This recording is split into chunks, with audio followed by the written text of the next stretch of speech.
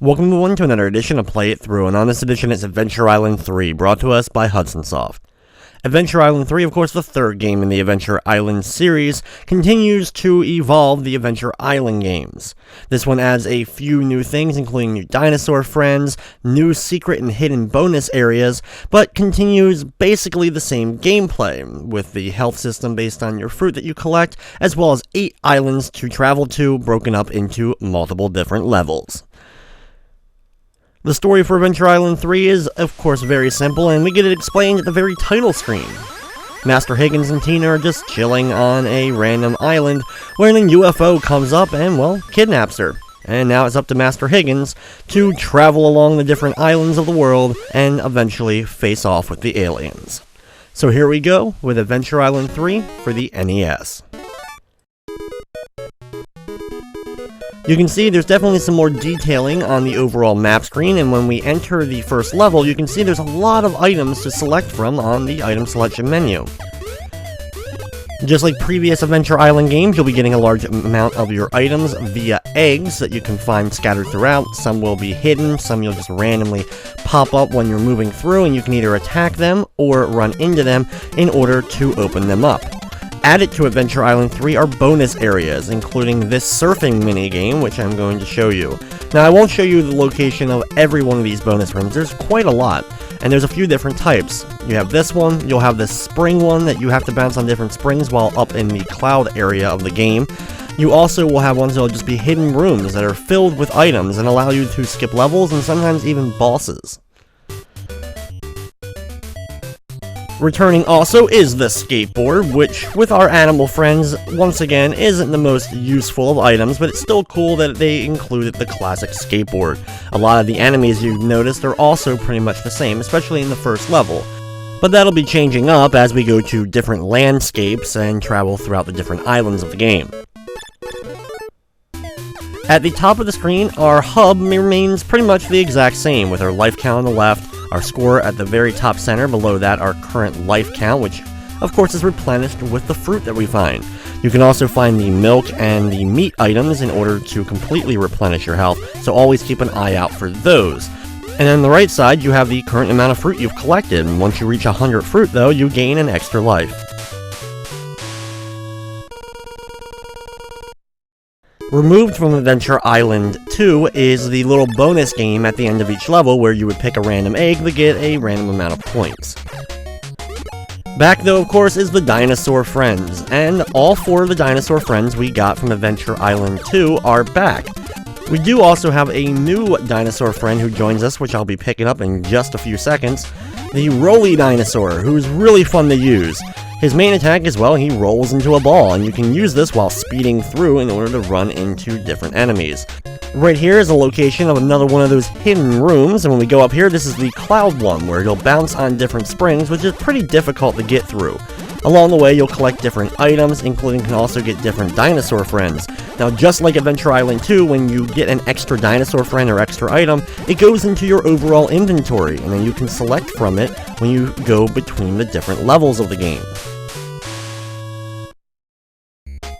Completing one of the bonus areas, or whenever you end up falling in a bonus area, you'll start off right back in the level you were, where you left off, and you can continue finishing the level. Usually, they like to put the bonus areas right near the end of the level next to the little bits of fire, so if you see one of those, you may want to jump and reveal one of those hidden eggs. The underwater levels are back again, and Plesiosaurus will definitely help you. The underwater levels are a lot more lenient in Adventure Island 3, and overall I feel the difficulty in Adventure Island 3 is even easier than Adventure Island 2. Doesn't take away from the fun factor that is the game, but overall if you've been able to get through Adventure Island 1 and 2, 3 shouldn't be too much trouble. As you can see, the area is a lot more opened up, and this is the same with a lot of the other later water levels that we'll be traveling into. There are 8 islands, and every one of the islands is broken up into 6 levels, with 5 regular levels, with the 6th one being the boss encounter. There are many different types of levels as well, as we've seen the forest, caves, underwater, and we even have like the beach type setting, which is these levels. It doesn't really look like a beach, but there's a lot of water that you can't really fall into. This is the open pits, but it introduces the jumping fish enemies as well as the octopus enemies, who have been around since, of course, Adventure Island 1, along with dancing pigs and other shellfish-like enemies.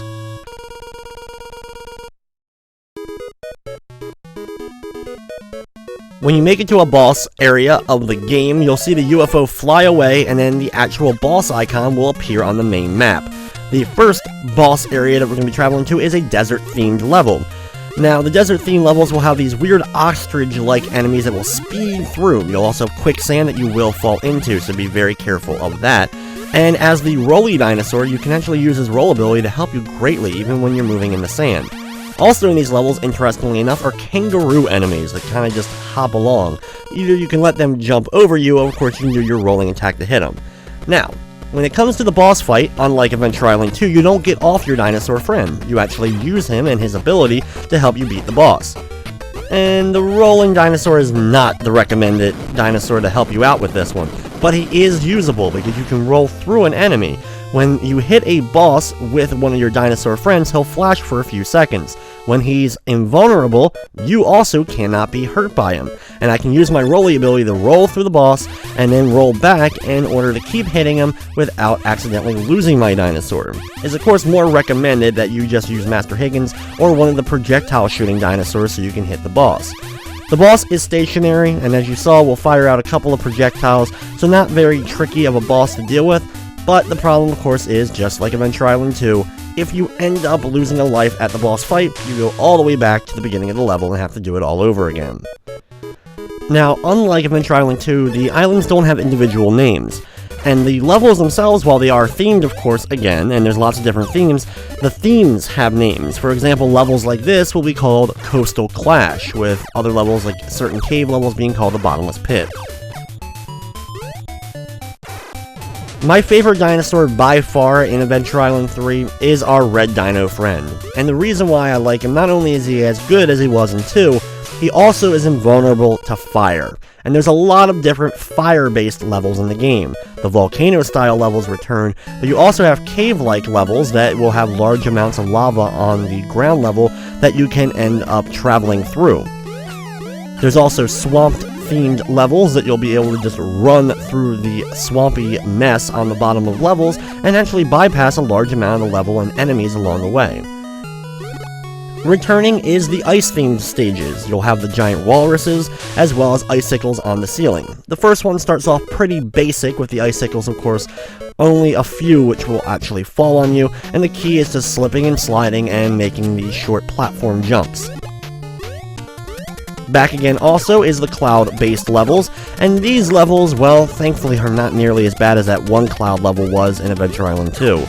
There's a lot of platforms to travel out throughout here, and thankfully we end up getting one of the honey girls early on, and we can use that to run through. These are the kind of levels I love early on in the game because they're a breeze to just kind of run through and see if you can actually get through them without running into any of the enemies. New, however, is the waterfall-based levels. Now, in these levels, you're going to have logs coming down from the top of the level and sometimes going up, and you'll have to travel amongst them and make it over to farther platforms, so you have to time your jumps correctly so you don't end up falling down below. Also, they like to put the little crab enemies on these upcoming platforms, and because of that, it'll get quite annoying. Now, he is back from Adventure Island 2, but I didn't use him in that one. It's the pterodactyl friend. Now, the pterodactyl is actually pretty useful here. He flies quickly, but his weapon isn't the best. You can actually use him, though, to fly over large portions of levels, but he's not recommended for the upcoming boss fight, so I'm going to go ahead and switch back to my red dino friend. Now, for this swamp level, I'm going to take the upper path and kind of show you some of the enemies and move along, but in a later swamp level, I may just take the actual swamp and run across that. The only thing is, in a level like this, if you take that bottom path while running through the swamp, your health will drain rather quickly, and there's no fruit down there, because they don't expect you to be able to travel through that. However, you just have to jump up to a few platforms, grab at least one or two pieces of fruit, and you'll be able to complete the stage still. I love the chameleon enemies in these levels. The tongue flying up to try to hit you from a platform below you, I think is a pretty cool enemy. Now for the boss fight of this level, you have a giant plant. It has 3 different pods. It starts with the center one, and it'll go to the right one, and then to the left one. And as long as you stand on the far edge of one of the platforms, you'll be able to jump up into the air and hit the plant with your dinosaur ability, or with your axe if you're just Master Higgins. Now, when he fires out the last leaves that he fires out before closing back up, it will travel out far to the left and right side. So you'll have to be prepared and get ready to do a jump so you can avoid that leaf and not end up getting hit by it. But since it's another stationary boss, it's a pretty simple boss fight, and we move on to the 3rd island of the game. Always be careful in the forest-themed levels for not only the packs of spiders, but of course the fox enemies that are going to run up from behind and try to run into you. Thankfully, the dinosaurs can actually take out the rocks along the way. Remember, if you run into them, they won't kill you as Master Higgins, but they will get rid of your dinosaur. The second level for island number 3 is an ice caved themed stage. You'll have a walrus right near the start, and the different penguin enemies will slide across the ground, also sometimes going down slopes to try to come at you. Thankfully, there's a honey girl right near the beginning, so you can use her to have invulnerability for a large portion of the stage. And if you're really quick about it, you can pretty much get through the entire level using her. The next level is another waterfall-themed stage. Now this one doesn't have any of the logs moving down the actual waterfall itself. Just be very careful with the platforming. There's usually going to be at least a dancing pig or a crab enemy trying to crawl along, but pretty simple platforming throughout this level. You can get a rolling dinosaur if you would like to near the end of the stage, and we'll move on to the next level.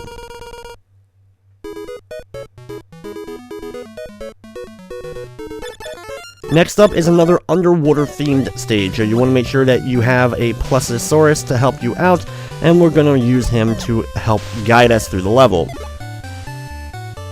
The only problem, of course, with him is he doesn't have a default attack. He uses Master Higgins' weapon, whatever it is at the time, whether it's the boomerang or we have the axes that we are throwing out at enemies. And because of this, some enemies can be a little bit difficult to hit. But the much more open water and overall better control of the swimming in Adventure Island 3 helps you out and helps you get through the stage.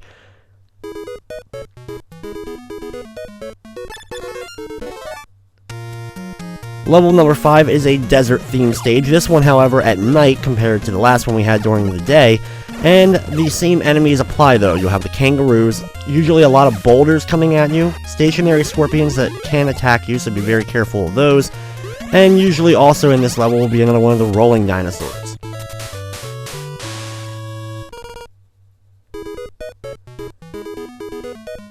Next up, it's time for the 3rd island boss level. Now, this fire salamander is the toughest of the 3 bosses we've faced so far. His level is a lava-themed stage. It actually has a giant waterfall. We're going to be working our way upwards here. I usually prefer, of course, to take the red dinosaur along with me, as he can help you, and his straightforward projectile will definitely allow you to hit enemies. Now, if you played Adventure Island 2, you're used to these moving upwards levels. Now, they don't have as many spinning skulls, though they are present. You'll also have bats that are moving up and down on the different platforms.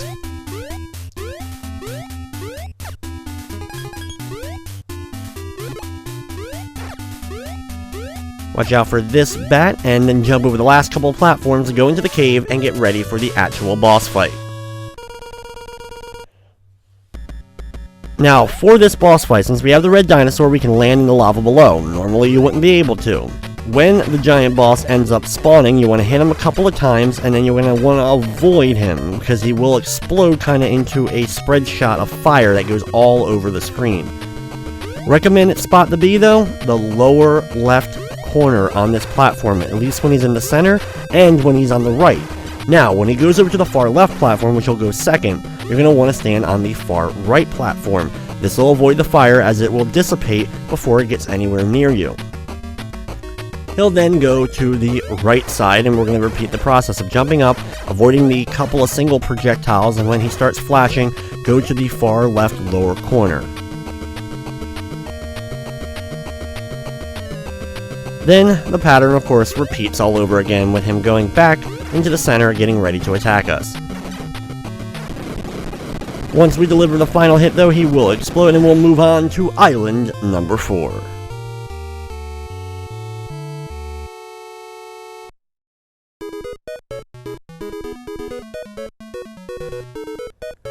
Island number 4 starts off with another one of the coastal clashes. One of the more annoying enemies during these levels is the enemy that will pop up from behind. It kind of jumps up into the air and then eventually lands and starts moving across the ground.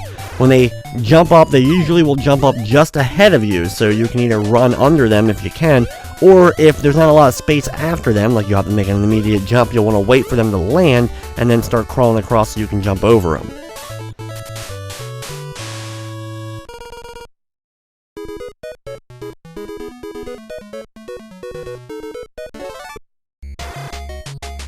From here on out, you're going to see a lot of the jumping guys that come up out of the ground and then they spin around. Like I said, you can either run under them or wait for them to land.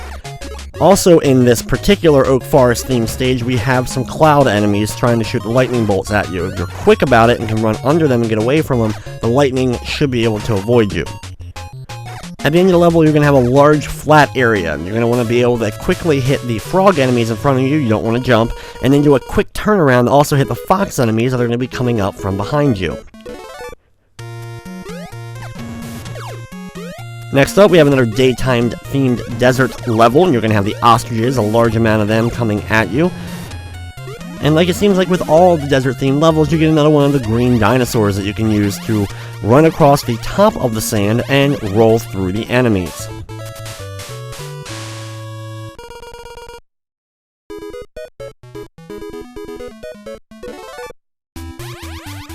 Now the next level is a unique one we haven't seen yet, the Pyramid Crypt. Now this level is a little tricky. Not only is it a lot of like up and down staircase type things, you're going to have crushers coming down to try to squash our characters. You'll have in the walls themselves, you're going to have different statue-like faces with these bird-like beaks that fire out arrows, and you got to wait for the arrow to fire out and then work your way up the staircases. Thankfully, there's not a ton of these themed levels throughout.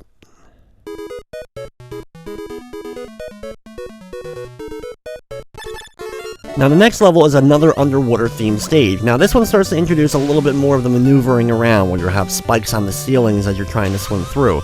This level also happens to be really short. Just after this area you'll see a giant pirate ship in the background, and that's the actual end of the level.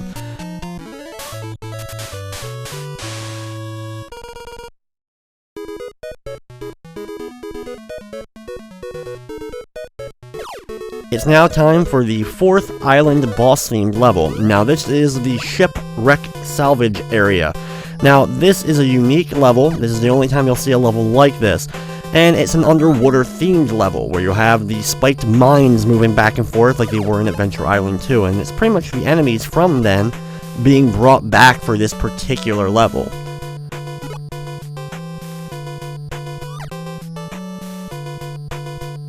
You'll want to jump out of the water when you make it here, of course, plus you can't really move too much on land, but this will be able to avoid at least some of the underwater area here. Then drop down past the last mine and move into the boss chamber. Now, this boss is a giant fish-like creature that we saw on the main map screen, and he'll charge towards you when he spawns. So you're going to want to try to hit him once and then immediately get away. Now, like the other bosses in the game, if he's flashing from a hit of yours, you are also invulnerable from his hit. But that invulnerability only lasts a short period of time, and this particular boss has a very large hitbox, so you don't have very much time to move around. Now, when he turns red and he moves faster, it actually works easier to hit him and be able to go through his body while he's still invulnerable from your last attack.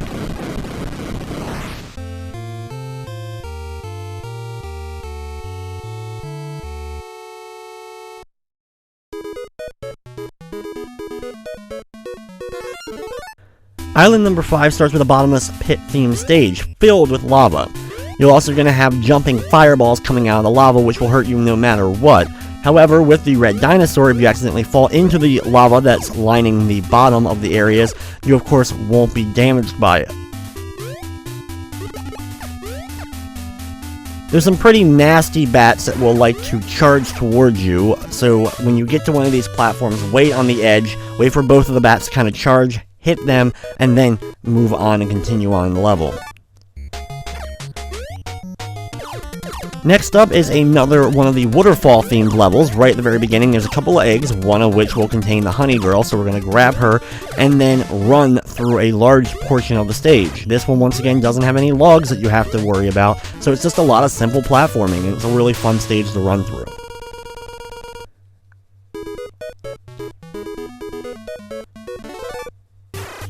Back to the Coastal Clash themed stages here. Once again, you're going to have those jumping out of the background guys, or jumping out of the ground guys, so be very careful of those and run underneath of them if you can if you're on a flat surface. And then watch out for some boulders along the way. Now this level is made up of pretty much just hills, just up and down slopes constantly. And because of this, there isn't any of the octopus enemies to worry about, so most of this is going to be just running through, attacking anything that may come directly in front of you, and you'll have to sometimes do a quick turnaround to hit maybe a fox or jump over a fox from behind. That level is immediately followed up with another forest-themed stage, very similar to the last island where we had the coastal level followed up immediately by the forest.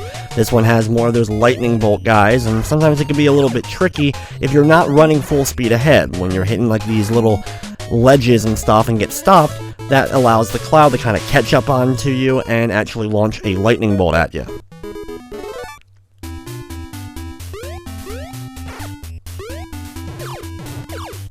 Level number 5 in World 5 is another bottomless pit level, so I take my red dinosaur into it. Unfortunately, I ended up losing him just a little bit into the stage by landing on top of one of those enemies.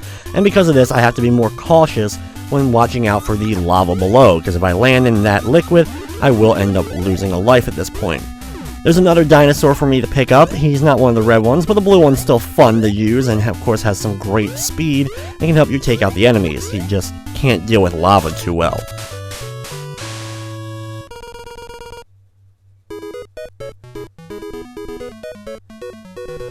Now it's time for the boss-themed level of Island number 5, and this is the Fossil Lair, one of the other unique and cool-looking levels in the game.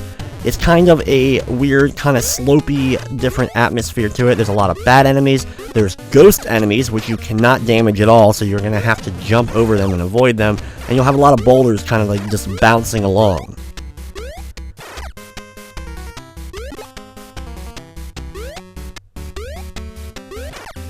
The biggest issue is pretty much not only the ghosts, but the bats, since they kind of like come in a wave-like pattern and they will always try to get in your way. But when you make it to the end, of course, get ready for the boss fight. Now this is a pretty cool looking boss. This skeletal dinosaur guy, you're going to start off by attacking him on the bottom, and he immediately starts off by getting a wave of fireballs around him that actually protect him, and because of this, you won't be able to damage him. He's then going to fire out all those fireballs directly at you, and you're going to have to dodge him. And this is probably the hardest boss fight we've dealt with so far. After he fires out all those fireballs, and if you're able to dodge them, his head will then actually start floating around in a circular pattern before going up into the upper right corner, reforming, and then repeating the process. Now when he turns red, he will fire out a little quicker, but overall it's still pretty much the same deal. You have to avoid those fireballs, and then after he breaks apart from his body, he'll float around the room in a circular pattern before going into the lower right corner and continuing the battle. The hardest part for this fight is dodging those fireballs. Of course, being on the far left side of the screen on the ground in the left corner. Wait for a couple of them to come towards you and then jump up the 2 bone platforms to the upper right is usually my best strategy to avoid those fireballs. Island number 6 starts off with another very cool unique level, the Bone Crossing. Basically, it's a giant bone bridge that connects Islands 5 and Island 6. The biggest problem with this is it's a pretty traditional platforming level, but you'll have to be very careful because some parts of the bridge will start to fall apart below you, and you'll have to quickly jump off of it before you end up falling into the pit.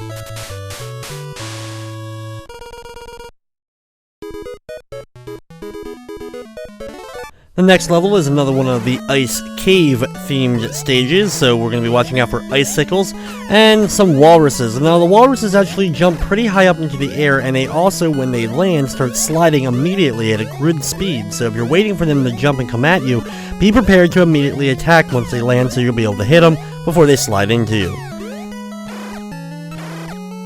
This level also provides some of the toughest platforming we've done so far in the game. These breakable ice platforms that will break after only a few seconds of you being on them. You're going to have to wait a few seconds for usually an icicle to fall ahead of you, and then you'll be able to jump to the next one.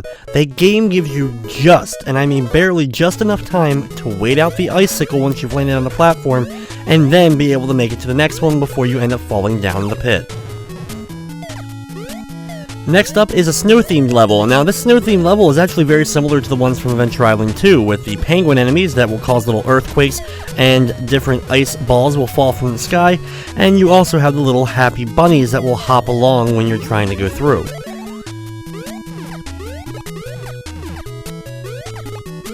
Compared to the last level, this one isn't as challenging, but the bunnies do like to hop when you even get them just barely on screen. So if you're rushing really fast, you may accidentally rush into one.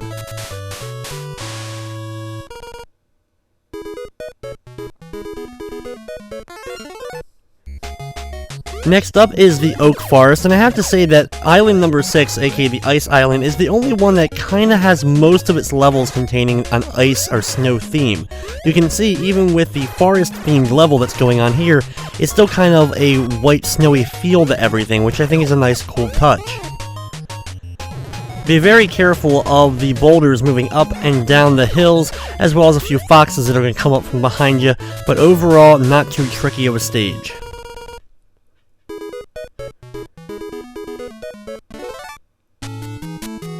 The next level is another one of the snowy mountain-themed stages.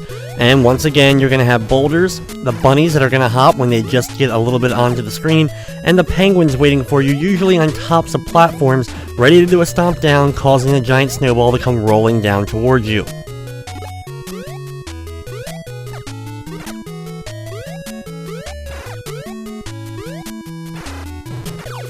When you have the giant boulders as well as the penguin and the giant snowballs rolling down towards you, it is probably the trickiest part of the stage. Next up is the boss level of Island number 6, and this one is another one of the ice cave themed levels. Now for this particular level, you're going to have the icicles coming down on you, and you have a lot of platforming. You're of course also going to be slipping and sliding because it's ice, and on those very small platforms that break when you're on them for longer than just a few seconds, you have to be very, very cautious, of course.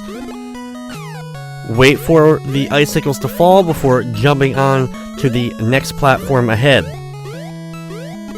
There's a lot of these quick jumps, as you can see, but eventually we will make it to the end, and it's time to battle the boss. Now the boss for Island number 6 is a giant crab boss.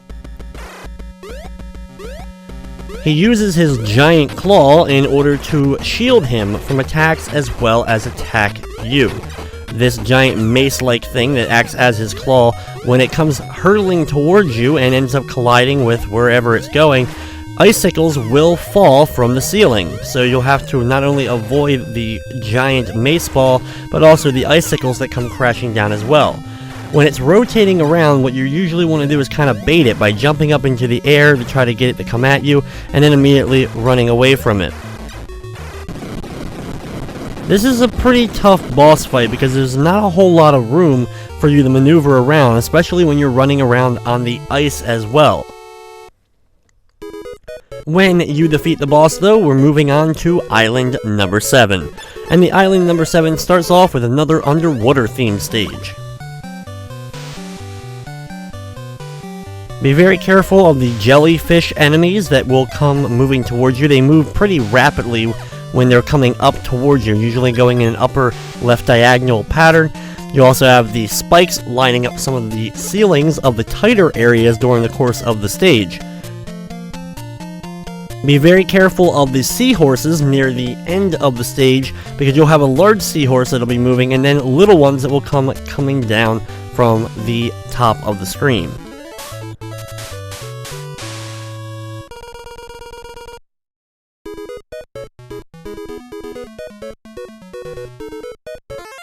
Next up is another forest-themed level. You can see this one is kind of set up in an autumn theme with kind of an orange feel to it.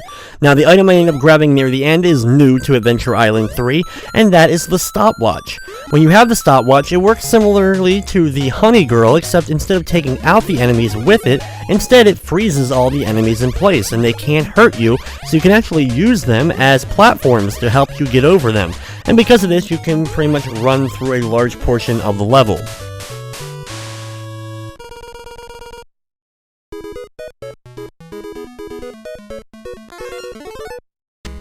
Now, back again is the volcano-themed levels, and just like Adventure Island 2, these are very tough levels to deal with. You'll have volcanoes in the background that will come spewing with fireballs going all over the place, as well as you'll have pits of lava.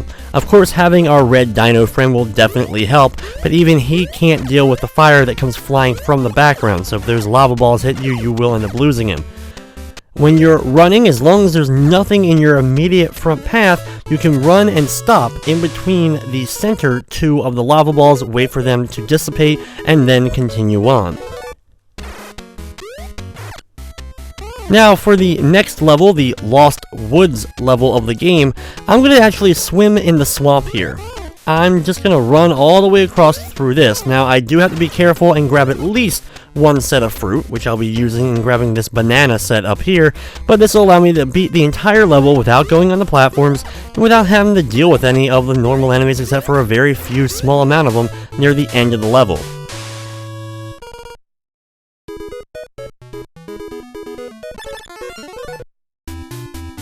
Next up is a half cave, half underwater level, so we're going to be taking Plessy with us and then dropping into the water below. If you don't have him, you may want to stay on the upper portion of the stage.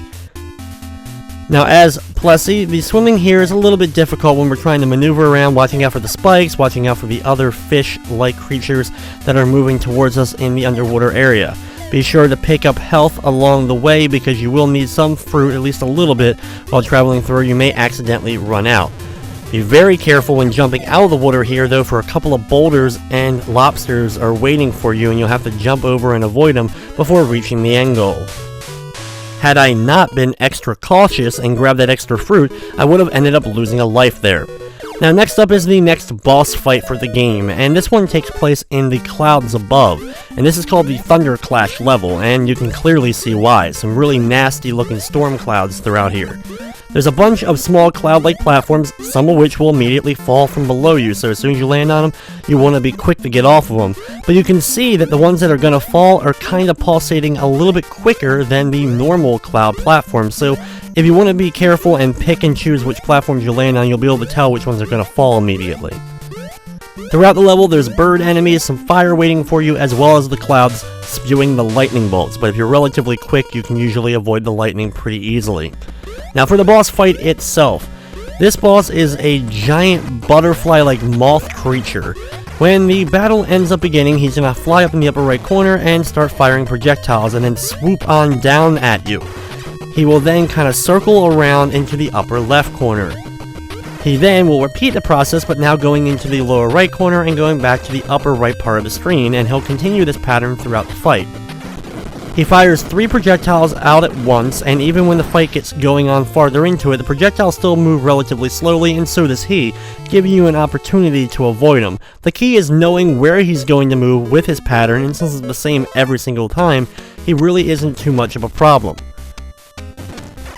Now it's on to the final island of the game, and the first level here in island number 8 is another one of the volcano-themed stages. Here we're using the red dino so that we can go through all the lava without having to worry about accidentally burning ourselves and just having to stop in between these sets of lava spewing from the volcanoes.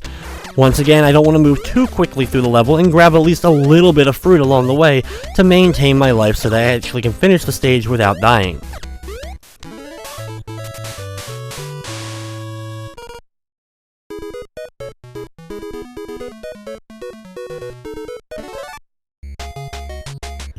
Next up is 8-2, another forest-themed level, and there's a large amount of enemies here as we're nearing the end of the game.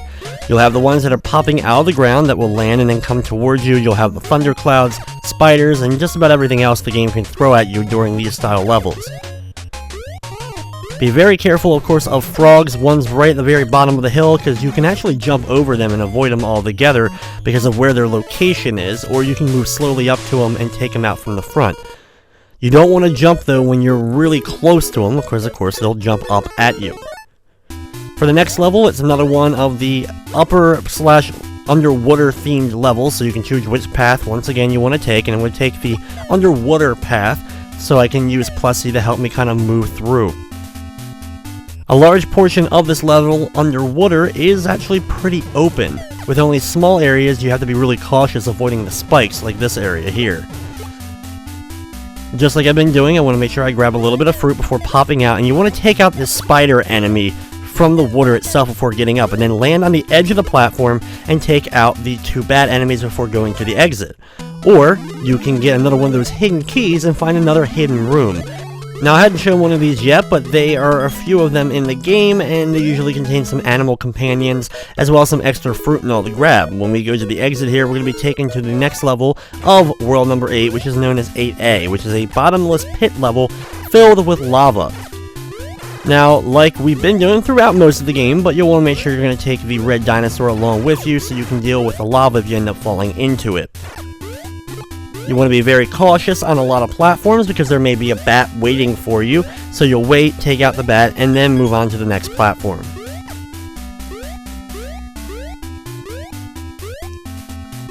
Near the end of the level is a ghost, so you want to watch out for him and jump over him, and then continue on for the last little bit of the stage. One of the weird things about Island Number 8 is the final 2 levels before the boss level are letters instead of numbers. Instead of being like 8-4 and 8-5, they end up actually being 8A and 8B.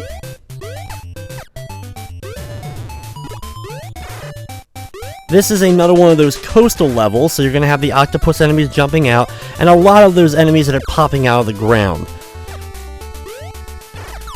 Just take your time along the platforms, but overall a relatively easy second to last level of Adventure Island 3. It's now time for the final level of Adventure Island 3, and this level is a volcano-themed stage. This, of course, level is relatively tough. You'll have a lot of boulders, you're going to have the frog enemies waiting for you, lots and lots of lava. Not taking an animal buddy, the red dino, with you into this level, it will be really hard to get through, that is for sure. There's a ton of lava and not a whole lot of platforms for you to be safe on, so be very, very careful if you're traveling not with one of the dinosaurs. Jump between the fire, but you want to hug the right fire just a little bit. Be close to it so that when one of those lava plumes come down, you don't end up getting hit by it. When you enter the cave, though, it's time for the final boss fight of the game. The final boss has 2 forms. The first form is a UFO. It'll hover along the ceiling area and then just move back and forth left and right, dropping different projectiles. Just keep running along with it, hitting a few times, and then be sure to go past it to the opposite side of the screen once one of the laser beams or other projectiles miss. Now, it has 2 different projectiles, the ones that just shoot straight down, but it also has a type that will try to follow you. Once you've defeated the UFO part, though, it's time for the final form, and this is a large alien-like creature. Now, the alien, you'll have to hit the correct alien in order to do damage, and usually get 1 or 2 hits in before he ends up disappearing.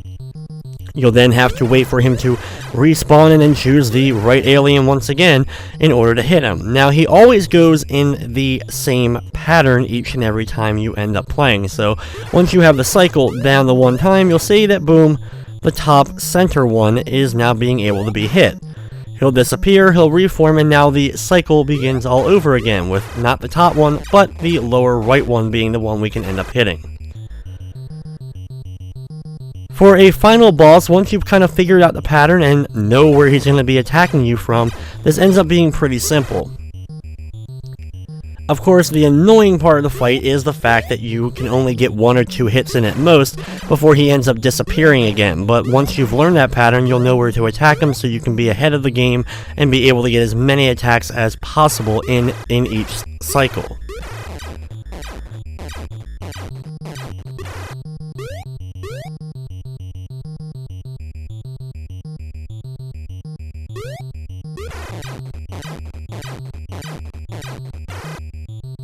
After a quite lengthy battle that we've been going through so far, he will change color just like all the other bosses, but it just changes up a little bit. Instead of one projectile, he will be firing out 2 projectiles now. So as long as you can avoid the spikes and stay a good distance away from them so that you can jump in between the projectiles or away from them, you shouldn't have too much trouble taking them out, and then you can sit back and enjoy the ending to Adventure Island 3.